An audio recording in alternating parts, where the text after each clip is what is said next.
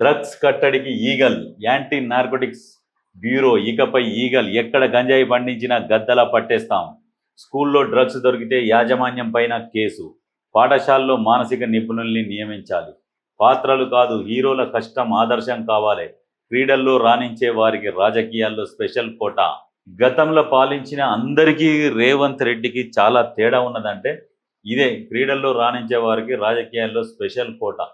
ఇంతవరకు ఎవరైనా చెప్పిర్రా చెప్పలే. అందుకని ఎంతసేపటికి ఏదో బట్టగాల్చి మీదేసి ఇది జరిగింది అది జరిగింది కాదు, నిత్యం ప్రజల్లో ఉండే ముఖ్యమంత్రి. ఇంతవరకు నేనైతే ఏ ముఖ్యమంత్రిని చూడలే ప్రజల్లో ఉండి పోరాడే వ్యక్తి. డ్రగ్స్ వ్యతిరేక సదస్సులో సీఎం రేవంత్ డ్రగ్స్ తీసుకుంటే సినీ ఇండస్ట్రీ నుంచి బహిష్కరణ. దిల్ రాజు ఇది చాలా ఇది ఒకటి మాత్రం బహిష్కరణ అనేది జర ఓవర్ యాక్టింగ్ అన్నట్టు. సినిమా ఇండస్ట్రీలో డ్రగ్స్ తీసుకున్న లేరా? దమ్ముంటే వచ్చి శాంపుల్ ఏమని, బ్లడ్ శాంపుల్ ఏమని. ఎవరెవరు డ్రగ్స్ తీసుకోలేదో హీరోల పేర్లు మేము చెప్పాలా?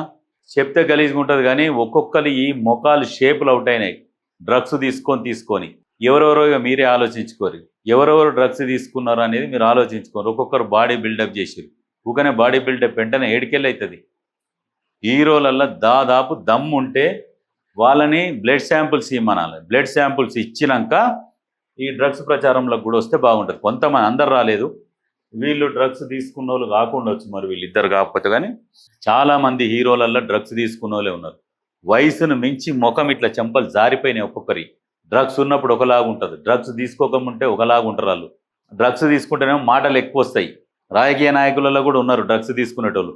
వాళ్ళు ఎప్పుడు తీసుకుంటారు? తీసుకుంటేనే ప్రెస్ ముందరికి వచ్చి మాట్లాడతారు. బ్లడ్ శాంపుల్ ఏమంటే ఇయ్యరు. హీరోలలో కూడా చాలామంది డ్రగ్స్ తీసుకున్న వాళ్ళు ఉన్నారు. వాళ్ళు శాంపుల్స్ ఇవ్వాలి. ఈ దిల్ రాజు చెప్పేది మాత్రం వట్టి అబద్ధం. ఇది మాత్రం యాంటీ నార్కోటిక్ బ్యూరో ఇకపై ఈగల్. మాదక ద్రవ్యాల దందా చేస్తే కఠిన చర్యలు. సేవించిన వారిపై కూడా. తెలంగాణను డ్రగ్ ఫ్రీ స్టేట్గా మార్చడమే లక్ష్యం. ఏడాదిగా తమ వంతు బాధ్యతగా స్వేచ్ఛ.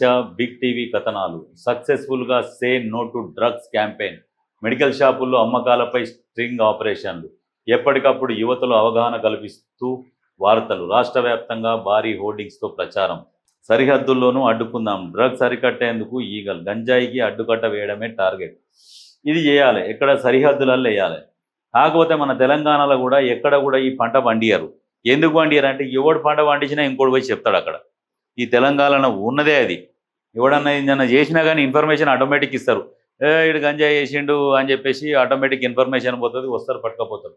ఇది కాదు ముఖ్యం. ఈ సరిహద్దుల నుంచి బయట రాష్ట్రాల నుంచి లోపలికి రాకుండా అడ్డుకట్ట వేయాలి. ఇది కరెక్ట్. ఇది